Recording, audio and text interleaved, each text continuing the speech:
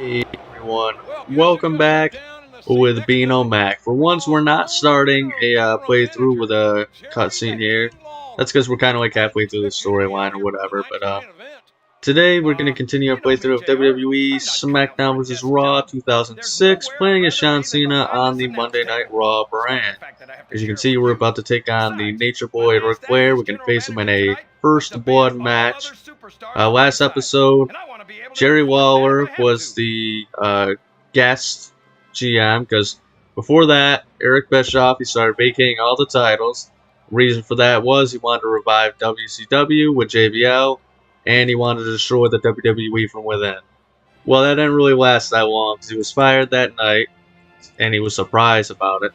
And Vince McMahon knew all about his plan, so then he sent John Cena to the parking lot to beat up JBL, and that kind of put the kibosh on all those plans.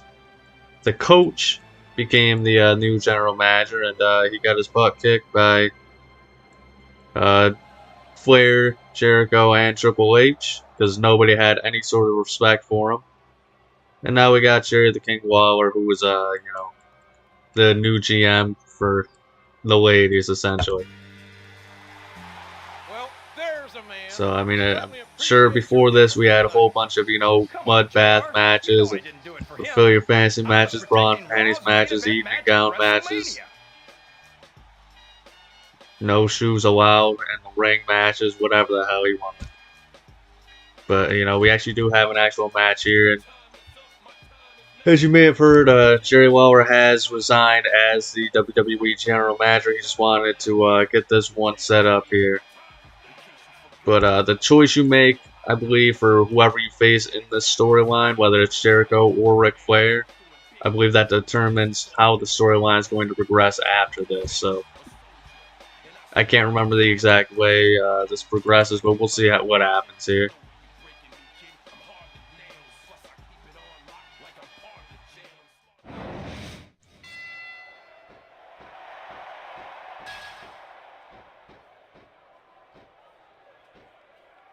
So, JR, are you enjoying the match so far? Yes, I Never lost a stare down battle, folks. Are putting on one hell of an exhibition here tonight. What's your favorite part of it so And far? in the First Blood matches, it's pretty much all you gotta do is just focus on their head. There's nothing else you would want to focus on in this match. Just get him to a red head, and it's pretty much the next move is gonna bust him open. I hope he's not looking for a weapon. That could do some serious damage. A vicious Something that kind of irritated me, I never really realized as a kid, but they actually have a much bigger weapon variety, I feel like, in this game than some later entries. Just from like weapons you can get generally under the ring and stuff like that. I think this game still has the 2x4, the tables, the certain matches, the sledgehammer, of course, and stuff like that. Whereas I think, for whatever reason, I think they replaced the ring bell with the 2x4 barbed wire in the next game. And then obviously in 2008, that's when it was all ECW focused, so they had the Extreme Rules match, which was such a weird match type because it was cool and it was an upgrade to the hardcore match, but they still kept in the hardcore matches, and I think you can only have like generic Extreme Rules matches. So like 1-on-1, maybe 2v2, triple threat, and fatal 4-way. But there were always like some weird match types in these games. Like you can have 6-man battle royals in these. Wow, already. See, it just goes to show, guys, it's just that easy in First Blood matches. But yeah, I mean, as far as match types go, you can have a 6-man battle royal match, but you can't have any of the 6 people exit the ring. It's not like it's the only match that allows you to do that. I mean, any other 6-man match allows you to exit the ring, so I don't know what the deal with that is, but it always kind of bothered me personally anyway. Classic Rick overselling. Now it seems as though it's Y2J's time to get his, what he rightfully deserves for messing with us. It seems like like I said in the previous episode, it's so much consistency, and I don't know if that's a good thing or not, because Around this time, it's always Triple H as the World Heavyweight Champion, and it's always Chris Jericho aligning himself with Triple H for a shot at the World Heavyweight title. So even if that's the case, even if it's a SmackDown storyline, so I don't know, like I don't know if it was a case of they didn't want to use too many people for the sake of voiceovers, or they want to use the same people because they already had the voiceovers, or whatever. I don't know. But that was always an interesting choice to me. And it's kind of cool because it's like, alright, you're playing the same storyline, but you know, your character affects it depending on what brand they're on. But then at the same time, it's kind of like, maybe I would have wanted somebody else in the spot instead of Chris Jericho, you know? But now that I think about it, even with the match types things, I mean, like, I don't know what, like, this was the last game where they had all those 2-on-2-on-2 variants. Like, I think in 2007, I think they got rid of almost all of them. Maybe they still had, like, the table match variation or something like that, but I don't know. It was always just weird to me that they got rid of, like, nobody ever talks about how they slowly got rid of a bunch of match types over, you know, throughout the course of the series. Especially when they would add new ones, like in this game and stuff like that. And it was always just weird, and it's like, why do you have to do this and, like, remove this stuff, you know? For as much as I do love these games and whatnot. But the multiplayer aspect slowly kind of got a little bit worse in that regard, personally.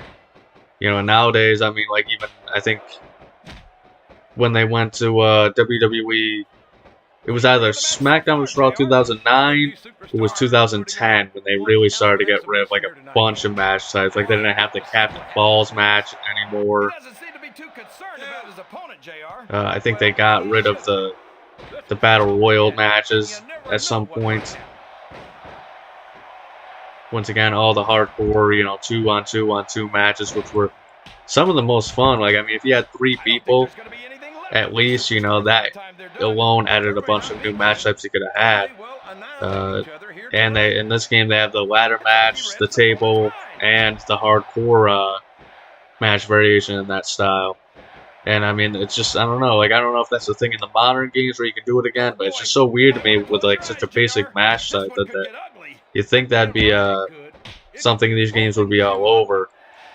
So I don't know, like, I don't know if it was something with an AI issue or, but, you know, obviously they eventually would get rid of the, you know, they got referee, the buried alive matches. I feel like there was definitely the Inferno matches, they got rid of those as well. It's like, I'm not into game design, but you would think it'd just be easier to build off of what's already there and just keep what's already there. That's what seems like it made sense for that for all these years, like in these games. You know, you just kept adding and adding and adding. You know, maybe you get new backstage environments or something like that, and that'd be cool because it would differentiate it from game to game, but I don't know. It was just always weird how the match types would work in these games. Even when you think about it, like, I think the bra and panties matches, I always thought that was stupid, but, like, it's weird that they thought to themselves, alright, we have to replace this completely with Fulfill Your Fantasy. I don't know, it's just, I don't know how, like, that stuff works, or who made the decisions on that stuff, but, you know, even then, like I said, with the 6-man battle royals, like, the over-the-top versions, obviously you can't get out of the ring or you lose, but it was always so frustrating that you could have, like, in the next game, you'll have Money in the Bank matches, and obviously everybody can exit the ring and stuff like that and fight around the arena.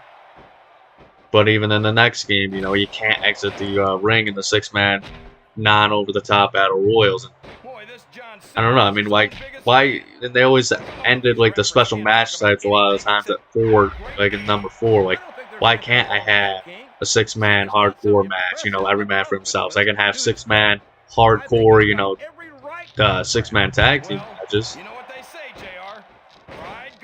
So it's just always such weird rules for this kind of stuff.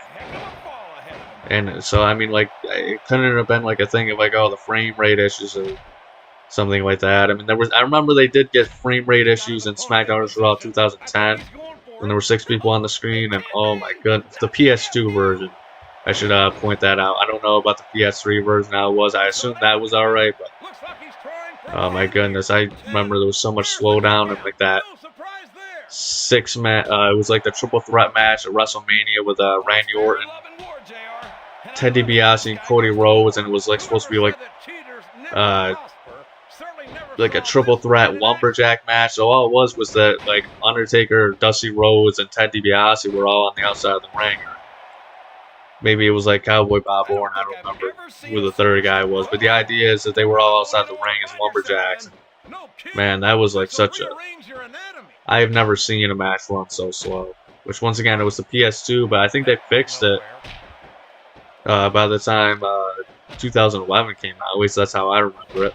Because I don't remember any issues then with that, but who knows? Maybe I even had just like my disc for the PS2 console, which is slow. Or, I mean, dirty or whatever. Alright, as long as Triple H, though... Alright, I thought he was going to get his red body and stuff like that, but never mind. As long as Triple H doesn't stand up, I might have a chance, though. What?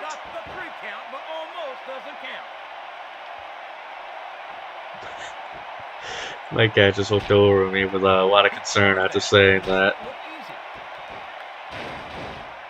Man, he should be put away though, but I don't know. I guess if it's too easy, where's the fun?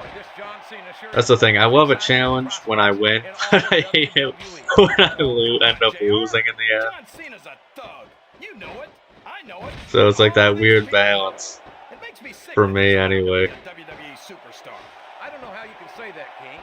Cena has dedicated himself to entertaining these fans. I always thought that move. That move was cool that Jericho did. Although I don't know that. Maybe I'm just being an asshole. We got to get back in the ring, otherwise Triple H is gonna have us counted out. But I don't know. That kind of wasn't the smoothest animation, in my opinion, for this game. If you don't have that conditioning, you're not going to last long in a match. You sure aren't. And yeah, it's pretty smart. In previous games, I feel like they would have just continued to run into me, but they actually stopped for that one. These fans can't stand it when he does this, JR. But I think it's great. He's sure not going to win over any fans. But I don't know. What do you guys think about the match types? And like, I'm sure, because I'm just playing this game, I'm sure there's like matches that weren't introduced and Just Bring It that also got removed over time, like obviously the 8-man matches and stuff like that. What a shot. Another 2-on-1 mugging by the game, and no one's doing a damn thing about it. Someone's got to take control of the situation, damn it. And I mean now. What the? That's Mankind. Here comes Mankind. Mankind? Where did he come from? It's been years since that idiotic psychopath showed his mask around here. He's a WWE legend. I have no idea why he's here, but I'd say his timing is impeccable.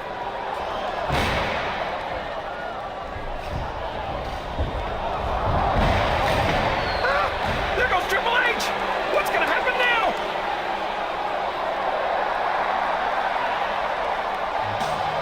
And now it's the mouth of the South, Jimmy Hart? I can't believe what I'm seeing. This has gone on long enough! Like I said earlier, Mr. McMahon has an important announcement to make tonight, and he can't be happy that Jimmy Hart and Mankind have just invaded his ring.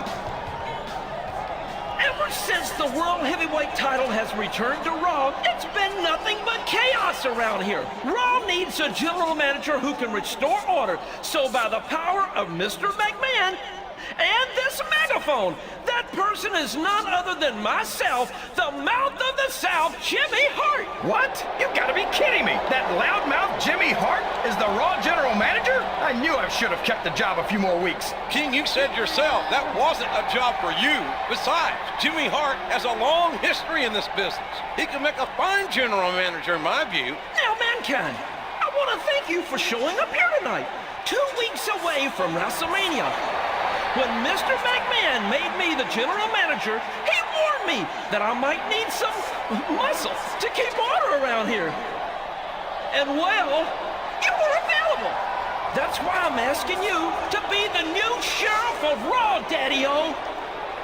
Jimmy Hart, when you asked me to sign up as sheriff, my first reaction was to respectfully decline your offer. After all, I've enjoyed a blissful retirement of boiler room maintenance, amateur taxidermy, and masterpiece theater. But having seen Raw over the last few weeks, I agree that it doesn't do this show any good to have the inmates run the asylum. And frankly, being somewhat of an authority on asylums myself, I know of what I speak. In fact, I have to agree with you that as an unstable, unpredictable, sadistic, 287-pound best-selling author with a bachelor's degree and 1.5 years, I'm perfectly qualified for the job. I accept. And as for you, you've got yourself a shot at the World Heavyweight title at WrestleMania. As a matter of fact, I've got great memories of main events like that myself. But you'll have to forgive me if I can't remember exactly whose they are. And next week, as a special sneak preview, you and I are going to have a tag team match against the very same SOBs we just cleared out of there. That is, if they have the testicular fortitude to get into the ring against even odds for a change. So as the new Sheriff of Raw, I've got 6 words for you. Or make that 5, including one with a hyphen I'd like to borrow from a certain prickly acquaintance of mine. Bang, bang! Have a nice day! The new general manager of Raw is Jimmy Hart, and his new sheriff is Mankind. And he's going to partner up with the #1 contender next week.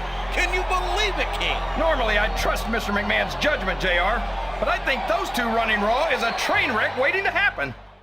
It's all about the game, and I am it. So let me get this straight. That demented walking hermit crab, Mankind, comes out of some dungeon, and Jimmy Hart makes him sheriff of Raw because he wants to end the chaos around here? That's like trying to put out a fire by dumping gas on it. Everyone in this arena knows that Mankind and I can't stand each other. It should be pretty obvious to Hart, Vince, and everyone else that Mankind's just a bitter, broken has-been who's taking advantage of an opportunity to sabotage my World Heavyweight title reign. So if those two think they can just come onto Raw and start ordering someone like me around,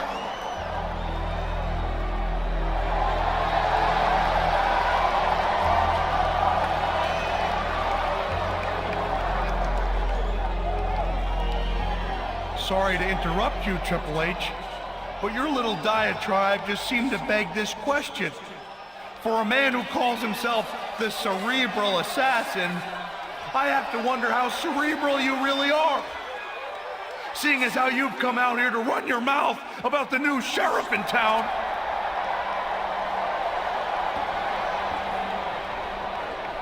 And I hate to point out the obvious, but it seems that as of last week, Jimmy Hart is your new boss.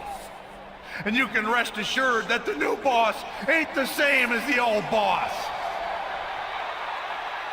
so you think you impress me, Mankind? You think you scare me? I know you're about 1 concussion away from a lifetime pass to the nut house.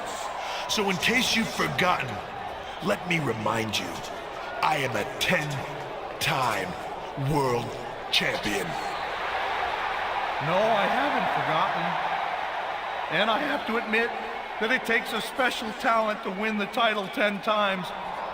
Just like you must admit that it takes a special talent to lose it that many times. But since you like keeping track of stuff like that, you're in luck.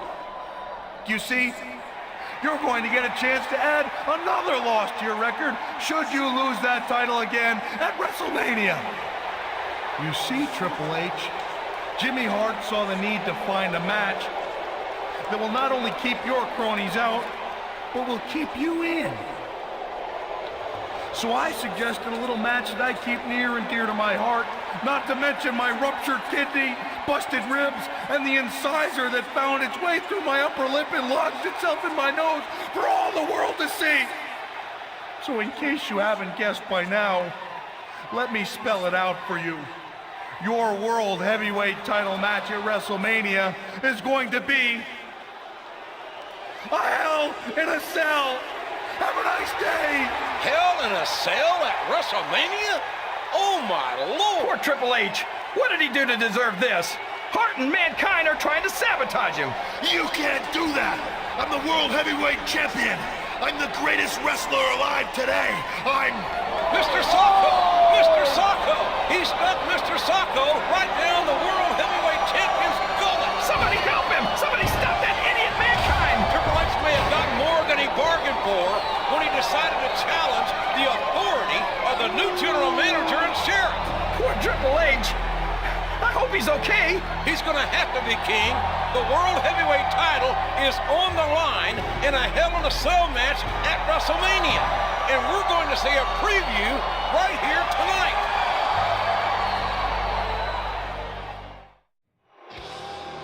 Alright, so it's quite a big turn of events as we discovered here. So, I don't know, I'm going to finish my point on the matches thing. So first off, we've gotten a lot of good matches over the years when they added them, such as the Elimination Chamber, the Buried Alive, which went away eventually, the Inferno, which went away eventually. We would also get some lame match types. I like the Backstage Brawls in 2007, because they incorporated the environmental grapples, so I kind of felt like it was necessary to change that, and plus, every single game, the backstage environments changed in these games.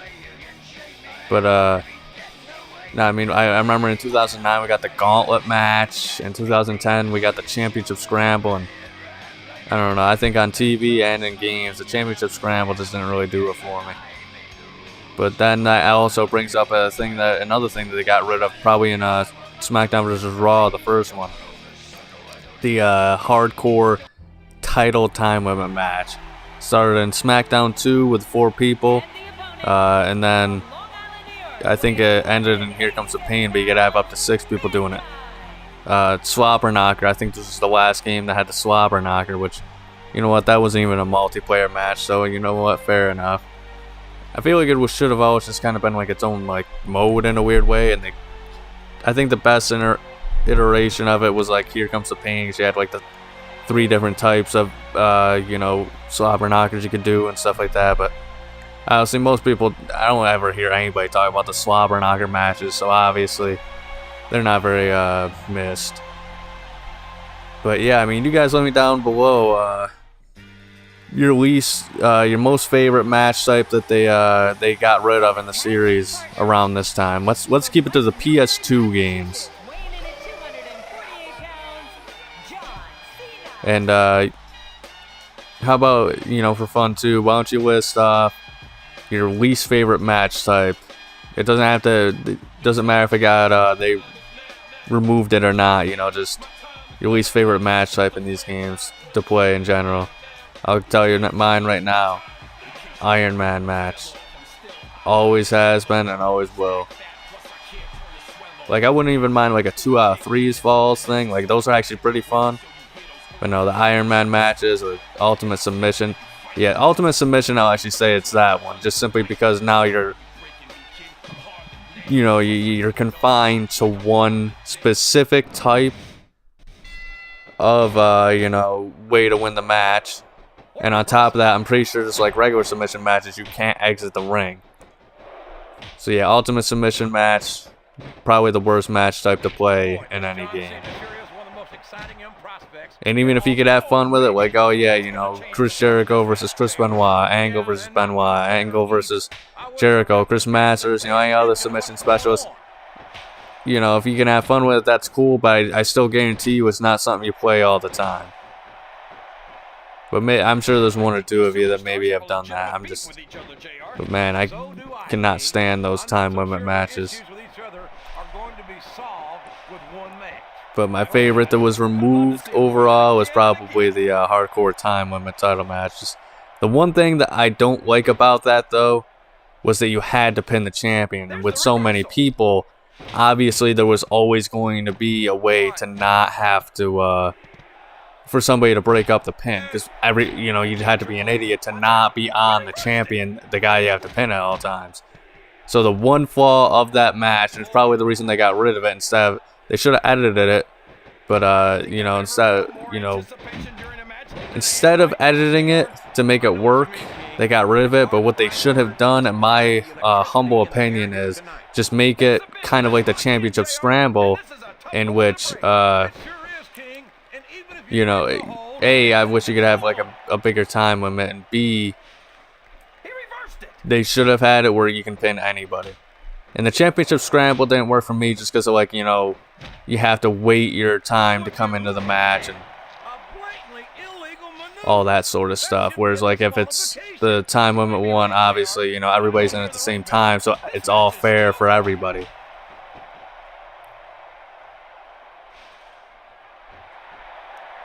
But yeah, I mean, these matches, it's crazy it's just not something you think of when you think of how many matches have been lost in this series as a whole. And the ref is really trying hard to get me.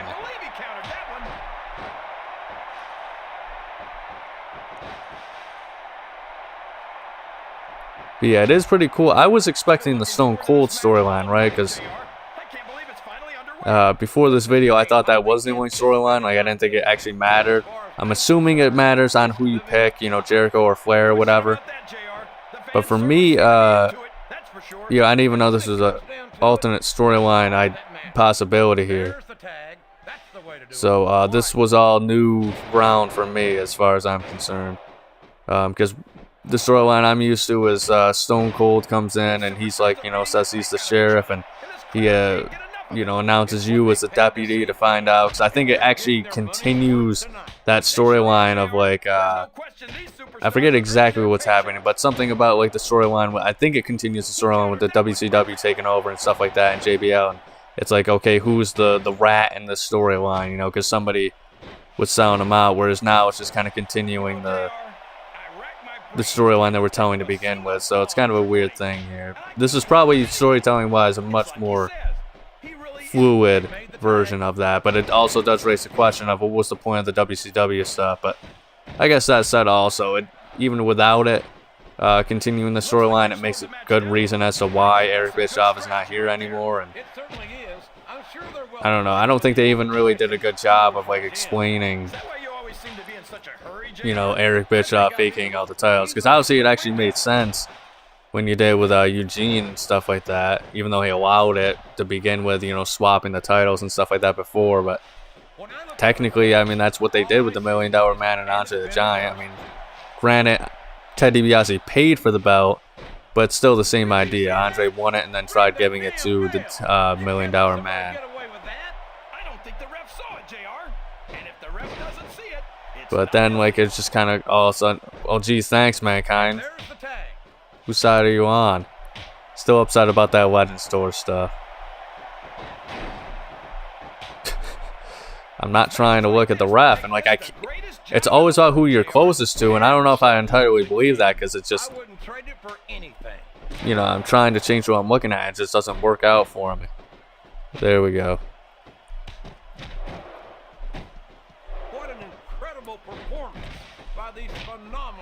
But yeah, then all of a sudden, at the Royal Rumble, it's oh yeah, Bischoff, once again, we got a new champion after they keep vacating and yada yada, stuff like that. But I don't know.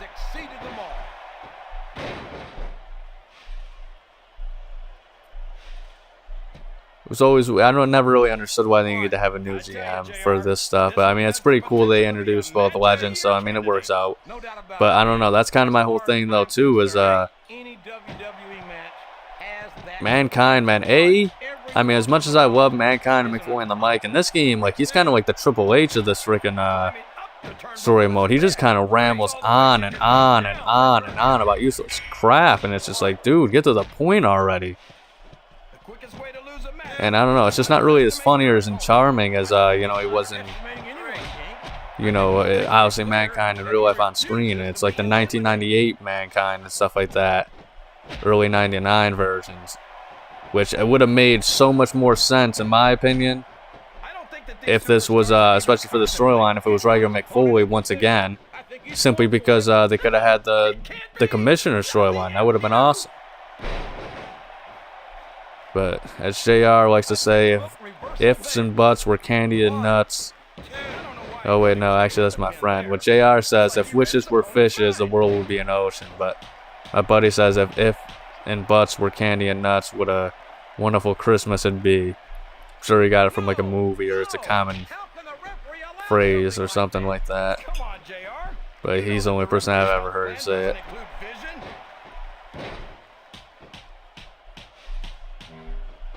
But it is kind of cool in the sense of, like, we had the Legends Tour, and now we're kind of, you know, it's like we're teaming up with Mankind, and,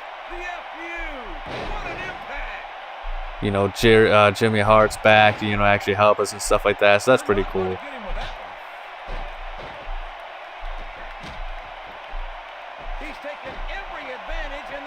It all comes full circle, folks.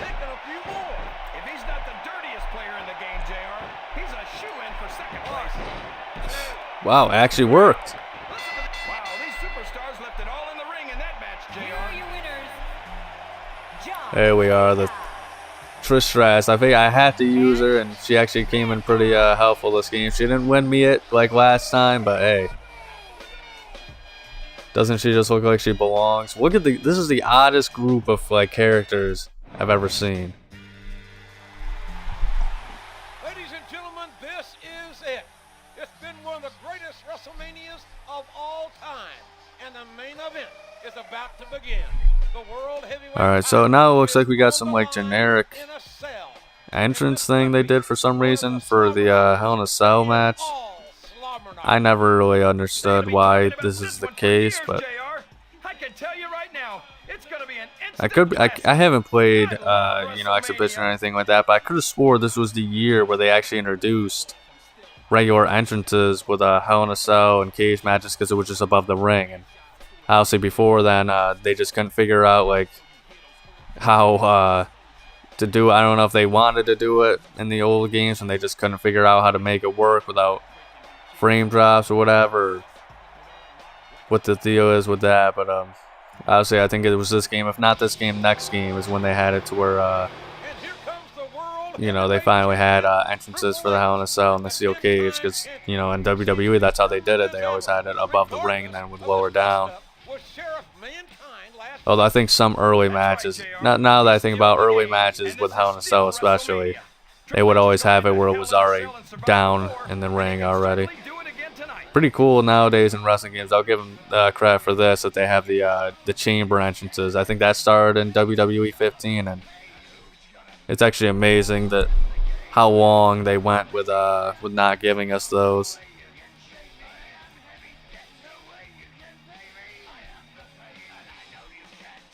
Although I do have to say, this does kind of feel abrupt that we had like a tag match with Mankind, and now we're just right here at WrestleMania 21 or whatever. But I don't know. What else are you gonna do, I guess?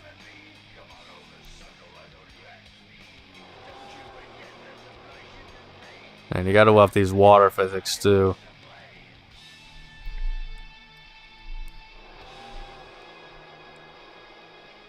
But I don't know. I mean, this is proof right here that they had the entrance in this game. So I don't understand why we don't get to have our entrance.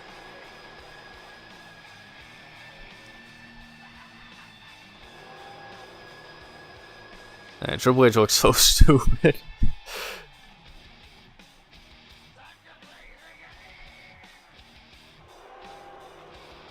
Bite this. Man, WrestleMania 21, that was also just, I think I said before, that was an amazing stage. I feel like a lot of WrestleManias, you look at the stages and the whole point of it is just supposed to be big. And I think when they actually go all out with it, yes, that works. But at other times, man, like it just kind of looks so generic or forgettable. You kind of have to excuse the first, you know, the early ones before they started doing that. But WrestleMania 15, you know, I thought that was a pretty good stage. Just had the huge logo. WrestleMania 2000, I love the aesthetic of it. Like, you know, I love the green and, you know, the black ropes and all that sort of stuff. I mean, the entrance stage was pretty unremarkable, all things considered. WrestleMania 17, I mean, that's a lot of people's favorites. I think 18 was pretty good. 19, I don't really remember too much, but I don't remember it being fantastic. WrestleMania 20, it was Madison Square Garden. Same with 10.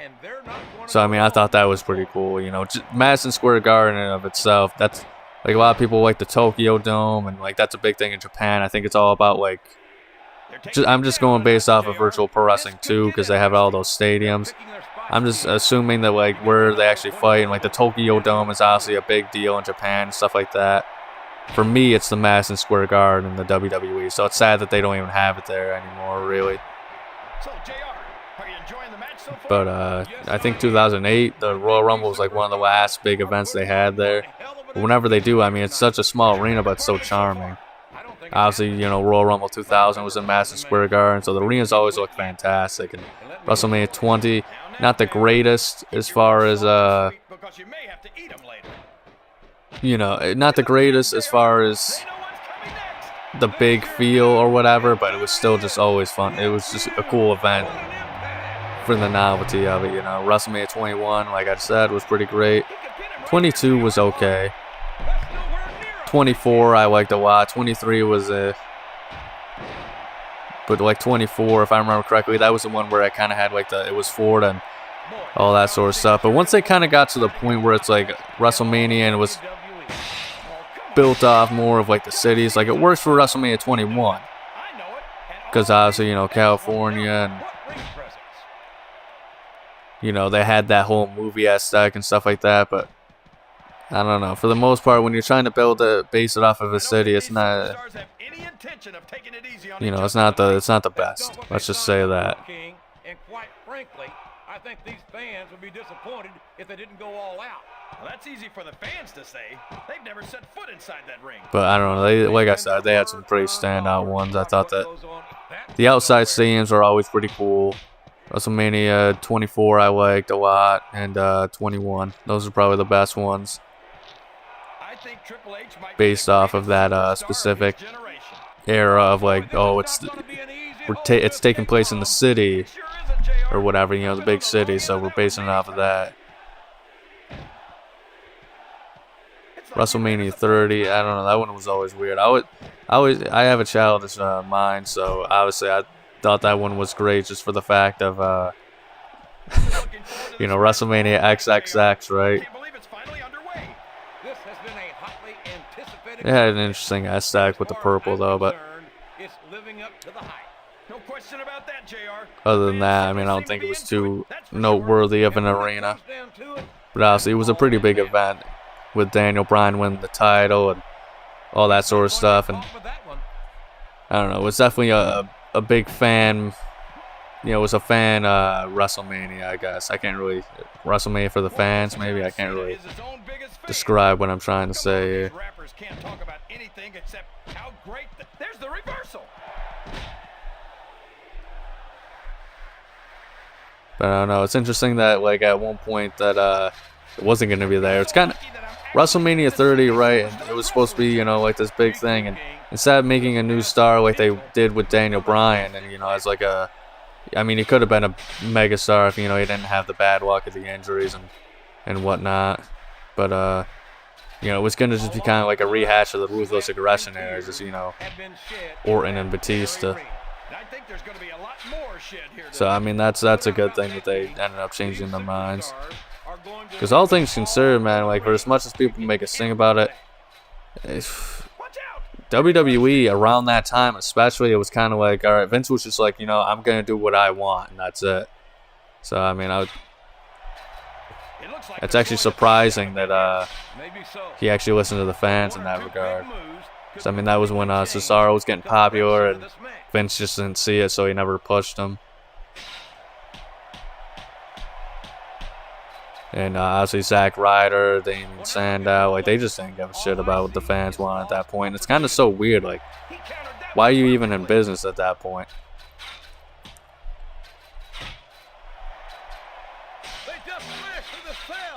Alright, but that's just about it for this video, so thank you so much for watching, guys, and joining me on this journey through the season modes. Our next episode is going to be the finale of this series in 2006, where I'm going to finish all of the Legend Challenges. It's going to be in one video, so if you enjoy hearing me ramble on and stuff about and talk through all the videos, there you go, that's a video for you. But thank you so much for watching, but above all else, please remember to have a nice day. He did it! My God, he did it! We have a new world heavyweight champion! I gotta give him credit, JR. I didn't think he could do it, but he showed the world that he had what it takes to beat a champion like Triple H, and on the grandest stage in sports entertainment. Look, it's Triple H. He's climbing up the side of the cage. I've got a bad feeling about this, JR. My God! What on earth can the game have in mind?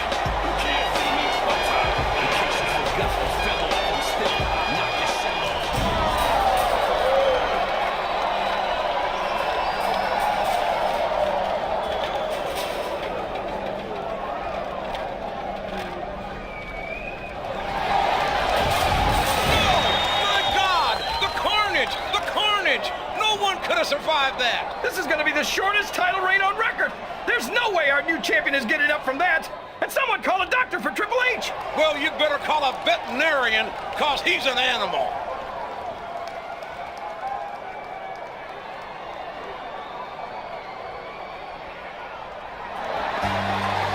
He's up.